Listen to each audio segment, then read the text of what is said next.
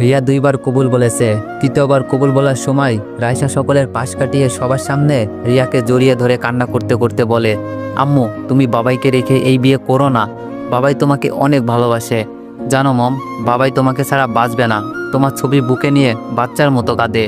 এই যে কাজী সাহেব, আমার মম এটা, আপনি প্লিজ বিয়ে পড়াবেন না। আমার মম বাবাইকে ছেড়ে কোথাও যাবে না। এই যে আঙ্কেল, বর্ষে যে বসে আছেন কেন, আপনি জানেন না এটা আমার মম? আপনি এত পচা কেন? আর আপনারা সবাই হা করে তাকিয়ে আছেন কেন? আপনারা জানেন না এটা আমার মম? এমন সময় রিয়ার বাবা আসাদ সাহেব রাইসার মুখে ঠাস করে চর বসিয়ে দেয়। ছোট লোকের বাচ্চা, তুই ছোট মুখে বড় কথা বলিস কেমনে রে? 6.5 বছর বয়সী রাইসা চর খেয়ে মাটিতে পড়ে যায়। রাইসার করুণ চোখে রিয়ার দিকে তাকায়। মনে মনে ভাবে মম তাকে বুকে জড়িয়ে নিবে, কিন্তু না। আমি ক্লাসে ভর করে বিয়ে বাড়িতে ঢুকলেই বুকের ভেতরটা কেমন করে ওঠে। মনে হচ্ছে বুকটা আমার পুড়ে যাচ্ছে। রাইসা মাটিতে পড়ে আছে। জ্বরটা এতই জোরে ছিল রাইসার ঠোঁট কেটে রক্ত বের হয়ে যায়। রাইসার কাছে যেতেই রাইসার রক্তমাখা মুখ নিয়ে বলে ওঠে, বাবাই, মম আমাকে আর তোমাকে রেখে অন্য আর একটা বিয়ে করছে। এখন আর মম আমাকে আদর করবে না। আচ্ছা বাবাই, আমি কি দেখতে খুবই পচা? দেখো বাবা, আমার ঠোঁট কেটে রক্ত বের হচ্ছে। তুমি কষ্ট পেও না বাবা, আমাকে বুকে নাও তো। আমি ক্লাসটা ফেলে দিয়ে 2 হাত বাড়িয়ে দিয়ে বললাম, মারে, তোকে না বলেছিলাম এখানে না আসতে, তুই কেন আসলি? রাইসার রক্তমাখা মুখটা আমার হৃদয়ে থাকা ছোট্ট ঘরটাকে তছনছ করে দিচ্ছে। রাইসার গালে 5 আঙুলের ছাপটা যেন আমার কলিজায় দেখা যায়। রাইসা যে আমার কলিজার টুকরা। 2 চোখ বেয়ে ধরধর করে পানি বের হয়ে যায়। রিয়ার দিকে তাকিয়ে দেখলাম রিয়া মাথাটা নিচু করে বসে আছে। বিয়ের সাজে রিয়াকে খুব সুন্দর লাগছে। আকাশের চাঁদটা আজ আকাশে নেই, জমিনে নেমে এসেছে। রিয়াকে এত সাজতে কোনোদিন দেখিনি। আমার সাথে রিয়ার যখন বিয়ে হয় তখন 1 পাতা টিপ আর টাউন হল মার্কেট থেকে 560 টাকার একটা শাড়ি ছাড়া কিছুই দিতে পারিনি। আজ রিয়া অনেক সুন্দর করে সেজেছে। বিয়ে বাড়িতে সবাই অবাক চোখে আমাদের দিকে তাকিয়ে আছে। রিয়ার আব্বু বলল, এই রহিম, শরীফ, তোরা কি করছিস? এই ছোট লোকের বাচ্চাটা কিভাবে ঢুকলো? বের করে দে এদের। আমি রাইসাকে বললাম, চলো মা, তোর মায়ের বিয়ে তো শেষ হলো। কি হলো, আপনারা যাবেন নাকি ঘাড় ধাক্কা দিয়ে বের করে দিব?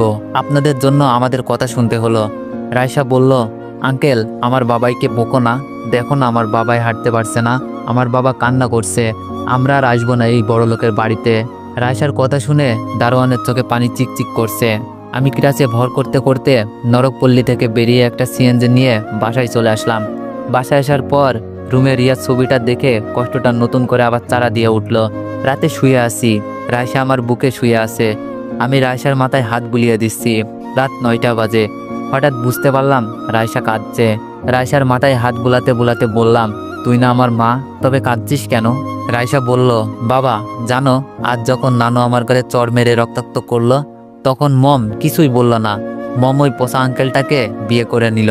বাবাই, তুমি কষ্ট পেও না, আমি তোমায় ছেড়ে কোথাও যাব না। আমি বললাম, মা, জানি তো, এখন ঘুমাবে, কান্না করবে না। রাইসা ঘুমাচ্ছে।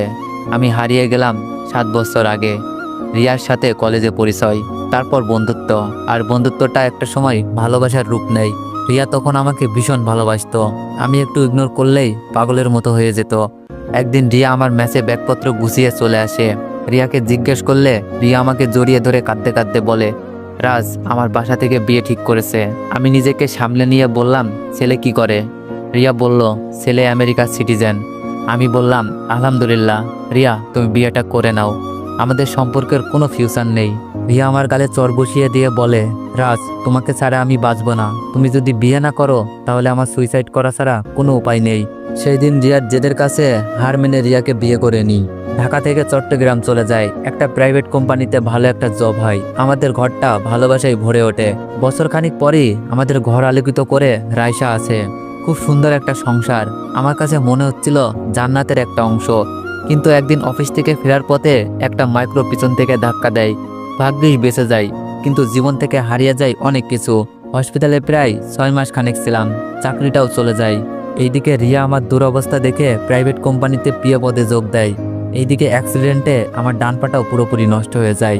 রিয়ার রোজগারের উপর প্রায় সম্পূর্ণ নির্ভর হয়ে পড়ি। কিছুদিন পর রাইসার 5ম জন্মবার্ষিকীতে রিয়ার বস জনাব সাইদ সাহেব আসেন। লোকটা এসে রাইসাকে কুলে তুলে নেয়। খুব মিশক একজন মানুষ। মাঝে মাঝেই রিয়ার মুখে তার গুণকীর্তি শুনি। দিনগুলো ভালোই কাটছিল। হঠাৎ একদিন রিয়া ফোন দিয়ে বলল তার আসতে রাত হবে। আমি আর কিছু বললাম না। রাত 9টার দিকে রিয়া বাসায় আসলো। রিয়াকে বললাম, এত রাত পর্যন্ত কি করলে? রিয়া সোজা সাপটা উত্তর দিল, অফিসে কাজ ছিল। আমি বললাম, এত রাত পর্যন্ত কিসের কাজ তোমার?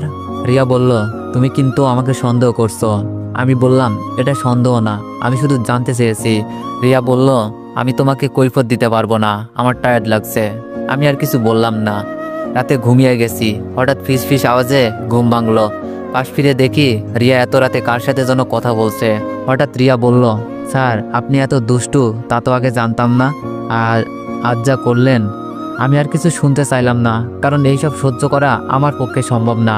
দুহাতে কান ধরে আছি আর মনে মনে বলছি, হায় রে ভালোবাসা। নিমিষেই চোখের কোণে পানি চলে আসলো। নদীতে বর্ষায় যেমন বান আসে, তেমনি আমার চোখে বান এসেছে। পরের দিন রিয়া আমার দেয়া নীল শাড়িটা পরে ব্যাগপত্র গুছিয়ে বলল, রাজ, অফিসের জরুরি কাজ আছে, কক্সবাজার যাব। তুমি রাইসাকে দেখো, পরশুদিন এসে পড়বো। আমি কিছু বললাম না, শুধু অভিশপ্ত পাটার দিকে তাকালাম। মুচকে এসে বললাম, বিধাতা কোন খেলা খেলছো এই অদমের সাথে? এইদিকে 2 দিন পর রিয়া এসে রাইসাকে কোলে তুলে নিল। রাইসা বলল, মম আমার জন্য কি আনছো? রিয়া বলল, তোমার জন্য অনেকগুলো চকলেট আনছি। আমি মা মেয়ের কথোপকথন শুনে হাসলাম। আমি মনে মনে বললাম, চিরদিন যেন এই মমতায় বন্ধনে আবদ্ধ থাকে। রিয়া আমাকে দেখে কিছু না বলে ওয়াশরুমে চলে গেল। পরের দিন হঠাৎ করেই দিনের বেলা কাঁপুনে দিয়ে জ্বর চলে এসে গেল। জ্বরে সহ্য করতে পারছি না। রায়সার পাশের রুমে টিভি দেখতেছিল। রায়সাকে ডাক দিলাম। রায়সা কাছে এসে বলল, বাবাই ডেকেছো আমায়? হ্যাঁ মা। তোমার মমকে ফোন দিয়ে বলো তো বাবাই খুব অসুস্থ। রায়সা রিয়াকে কয়েকবার ফোন দিতেই রিয়া ফোন রিসিভ করে ঝাঁঝালো কণ্ঠে বলল, ফোন দিয়েছো কেন? রায়সা বলল, মম বাবাই খুব অসুস্থ, তুমি আসো, বাবাই জ্বরে কেমন করছে। রিয়া বলল, মামুনি তোমার বাবাইকে বলো ডক্টর দেখাতে, আমার আজ একটা পার্টি আছে। রায়সা ফোনটা কেটে দিল। রায়সা বলল, বাবাই চলো তোমাকে নিয়ে হসপিটালে যাব। রায়সার দিকে তাকিয়ে চোখের পানি ছেড়ে দিলাম। মেয়ের আকুতি শুনে না করতে পারলাম না। বিকেলবেলা হসপিটালে ব্লাড টেস্ট করে ধরা পড়ল আমার টাইফয়েড জ্বর হয়েছে। ডাক্তার প্রেসক্রিপশন লিখে দিল। ওষুধ নিয়ে হসপিটাল থেকে বের হয়ে রিক্সা করে যখনই বাসায় যাচ্ছিলাম, রিক্সাটা যখন পার্কের সাইড দিয়ে যাচ্ছে, এমন সময় রায়সা বলে উঠল, বাবাই দেখো তো মম না ওইটা? আচ্ছা বাবাই, মম ওই আঙ্কেলটাকে জড়িয়ে ধরে আছে কেন? আমি পার্কে তাকিয়ে থমকে গেলাম। মনে হচ্ছে বুকের ভেতরে কেউ যেন পাথর তুলে দিয়েছে। রিয়া এমন কিছু করবে স্বপ্নেও ভাবিনি। রিয়া তো আমাকে ভালোবাসতো, তাহলে কেন এমন নোংরামি করছে? রায়সা বলল, কি হলো বাবাই, ওটা মম না? মম কেন অমন করছে? ছোট্ট বাচ্চা মেয়ের প্রশ্নের উত্তর দেওয়ার মতো কোনো কথাই পৃথিবীতে অভিমানে খুঁজে পাচ্ছি না। চোখের পানি বাধা মানছে না। মনে মনে বলছি, হে আল্লাহ, এই অবুঝ মেয়েকে কি বলে সান্ত্বনা দিব? রায়সা বলল, কি হলো বাবাই, তুমি কাঁদছো কেন? না রে মা, চোখে হয়তো বালি গিয়েছে। আর পার্কে যে মহিলাটাকে দেখলি সেটা তোর মম না। রায়সা বলল, বাবাই তুমি মিথ্যা কেন বলো? তুমি না বলেছ মিথ্যা বলা মহাপাপ? আমি বললাম, আরে পাগলি মেয়ে আমার, এই পৃথিবীতে একটা মানুষের মতো দেখতে হুবহু 7টা মানুষ হয়। রায়সা বলল, ও আচ্ছা। রায়সাকে নিয়ে বাসায় এসে পড়লাম। বাসায় এসে রিয়ার সাথে কাটানো মুহূর্তগুলোর কথা ভাবছি আর চোখের পানি মুছতেছি। রাত 9টা বাজতেছে, এখনো রিয়ার আসার কোনো খবর নেই। এইদিকে জ্বরটাও বেড়ে গেছে। জ্বরের শরীর দিয়ে আগুন বের হচ্ছে। রায়সা ছোট্ট মেয়ে, বারবার মাথায় জলপট্টি দিয়ে দিচ্ছে আর মাঝে মাঝে বলছে, বাবাই এখন কেমন লাগছে? আমি মুখের কোণে হাসি ফুটিয়ে বলছি, মা এখন অনেক ভালো লাগছে, তুমি ঘুমাও। রায়সা আবার মাথায় হাত দিয়ে দেখে জ্বরে গা পুড়ে যাচ্ছে। রায়সা বলল, বাবাই তোমায় না বলেছি মিথ্যা বলবে না, তোমার তো অনেক জ্বর। আমি জলপট্টি দিয়ে দিচ্ছি। জলপট্টি দিতে গিয়ে রায়সার চোখে ঘুম এসে যায়। রায়সা ঝুমোতে ঝুমোতে আমার বুকে পড়ে যায়। আমি রায়সার মাথায় হাত বুলাতে থাকি। হঠাৎ কলিং বেলটা বেজে উঠল। কলিং বেলটা বাজার সাথে সাথে রায়সার ঘুম ভেঙে যায়। রায়সা ঘুম থেকে উঠে দৌড়ে দরজার দিকে যায়। দরজা খুলতেই রিয়াকে বলল, মামুনি বাবাইয়ের শরীরে অনেক জ্বর, গা পুড়ে যাচ্ছে। রিয়া কোনো কথা বলছে না। রায়সা খেয়াল করলো রিয়া তার সাইপ আঙ্কেলকে ধরে আছে। রিয়া ঠিক মতো দাঁড়াতেও পারছে না। রায়সা দরজা থেকে সরে দাঁড়ালো। সজীব সাহেব রিয়াকে রুমে রেখে চলে গেল। আমি বুঝতে পারলাম রিয়া পার্টি থেকে ড্রিঙ্কস করে এসেছে। রায়সা আমার পাশে এসে শুয়ে পড়ল। কিছুক্ষণ পর রায়সার কান্নার আওয়াজ পেয়ে বললাম, কি হলো, মহারানী কাঁদছে কেন? রায়সা আমাকে জড়িয়ে ধরে বলল, বাবাই তুমি আমাকে রেখে কোথাও যেও না। জানো বাবাই, মম এখন আমাকে আর আগের মতো আদর করে না। রায়সার কপালে চুমু দিয়ে বললাম, মারে তোকে রেখে তোর বাবাই কোথাও যাবে না। পরের দিন সকালে রিয়া যখন ঘুম থেকে উঠলো, আমি ক্লাসে ভর করে রিয়ার সামনে গিয়ে দাঁড়িয়ে বললাম, রিয়া তোমাকে কিছু বলতে চাই। রিয়া বলল, হ্যাঁ বলো। আমি বললাম, কাল কোথায় ছিলে? রিয়া বলল, কেন অফিসে? আমি বললাম, অফিসে এত রাত পর্যন্ত? আচ্ছা তোমার বস কি তোমাকে নিয়ে অফিস করে আর কাউকে রাখে না? রিয়া বলল, রাজ কি বলতে চাচ্ছ? আমি বললাম, যা সত্য তাই বললাম। অফিসের বসের সাথে ড্রিঙ্কস করে বাসায় ফেরাটা অবশ্যই অফিস না। আমার ভাবতেও অবাক লাগছে, আমার ভাবতেও লজ্জা লাগছে। ঘরে মেয়ে রেখে এইসব নোংরামি না করলে হয় না? ঠাস করে রিয়া আমার গালে চর বসিয়ে দিয়ে বলল, ছোট লোক, তোর কিভাবে সাহস হয় নোংরা কথা বলতে? আমার জীবনে সবচেয়ে বড় ভুল তোর মতো ছোট লোককে বিয়ে করা। কি আছে তোর, ল্যাংড়া, ঠিক মতো দাঁড়াতেও পারিস না। পৃথিবীতে টাকা ছাড়া চলা যায় না, বুঝলি?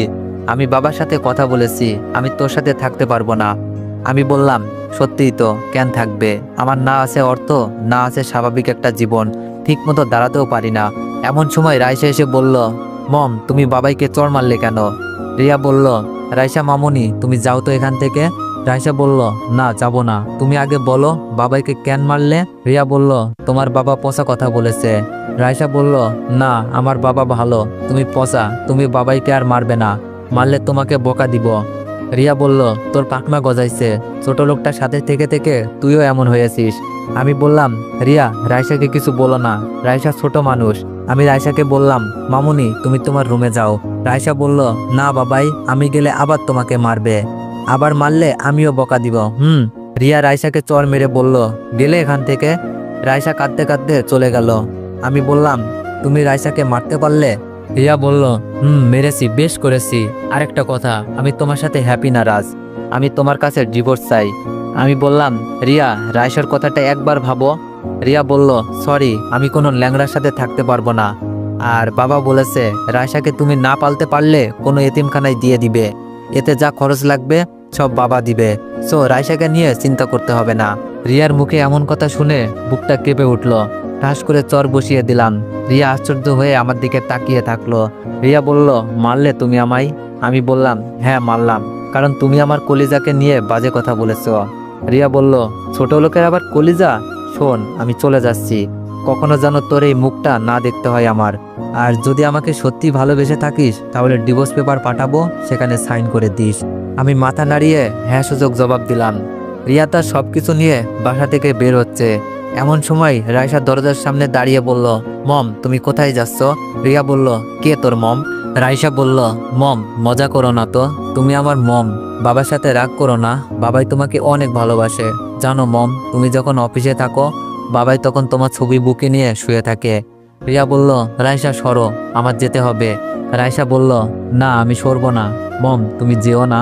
যত সব ছোট লোকের বাচ্চা বলে রাইসাকে ধাক্কা দিয়ে সরিয়ে রিয়া বের হয়ে গেল। বাসার নিচে তাকিয়ে দেখি সাহিব সাহেব দাঁড়িয়ে আছে। বুঝতে বাকি রইল না, রিয়া এখন সাহিব সাহেবের প্রেমে অন্ধ। আর অন্ধ হবেই না কেন, একটা ল্যাংড়ার সংসার করতে কে চাই? রাইসার দিকে তাকিয়ে দেখি রাইসার কপাল কেটে গেছে।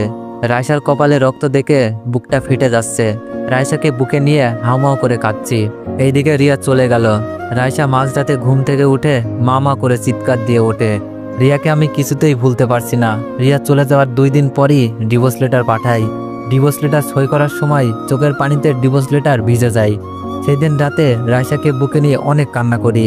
এইদিকে প্রায় 15 দিন পরেই খবর পাই রিয়ার সাথে সাহিব সাহেবের বিয়ে। বিয়ের কথাটা শুনেই বুকের ভেতর চিনচিনে ব্যথা করতে লাগে। রাতে যখন রিয়ার ছবি বুকে নিয়ে কাঁদছি, এমন সময় রাইসা দেখে ফেলে। পরের দিন সকালে রাইসা বলে, বাবাই নামাজ পড়ার জন্য ওযু কিভাবে করতে হয় আমাকে শিখাবা? আমি বললাম, কেন মা? রাইসা বলল, ওহ বলো তো শিখাবা কিনা। আমি বললাম, আচ্ছা। রাইসা বলল, চলো তাহলে। রাইসাকে যেমন যেমন বললাম তেমন তেমন করে ওযু করে নিল। রাইসা বলল, আচ্ছা বাবাই, আল্লাহ নাকি সবার কথা শুনে, তাহলে আমার কথা শুনবে? আমি বললাম, মা, তিনি যে দয়ার ভান্ডার, সবার কথাই শোনে। রাইসা বলল, আচ্ছা বাবাই, আমি যদি আল্লাহকে বলি, আল্লাহ তুমি আমার বাবাইকে কষ্ট দিও না, মমকে আমাদের মাঝে আবার এনে দাও, তুমি দেখো না আমার বাবাই মমের ছবি বুকে নিয়ে কাঁদে, শুনবে তো বাবাই? রাইসাকে বুকের সাথে জড়িয়ে ধরলাম। আমি কি বলবো, বাকরুদ্ধ হয়ে গেছি। রাইসা নামাজ পড়ে মোনাজাতে সবকিছু বলল। আমি তাকিয়ে তাকিয়ে চোখের জল ফেলছি। হঠাৎ রিয়ার বিয়ের কথা শুনে রাইসা বায়না ধরল। পরে রাইসাকে বিয়ে বাড়িতে নিলে যেসব ঘটনা ঘটে তা তো শুনলেনি। পরের দিন অটো করে রাইসাকে নিয়ে যখন স্কুলে যাই তখন একটা সিএনজি অটোকে ধাক্কা দেয়। তো এভরিওয়ান, নেক্সট পার্ট খুব শীঘ্রই আসবে। আর গল্পটা কেমন হয়েছে সবাই একটু জানাবেন। আর যদি গল্পটা ভালো লেগে থাকে তাহলে সবাই লাইক, কমেন্ট, সাবস্ক্রাইব করে দিয়েন। ধন্যবাদ।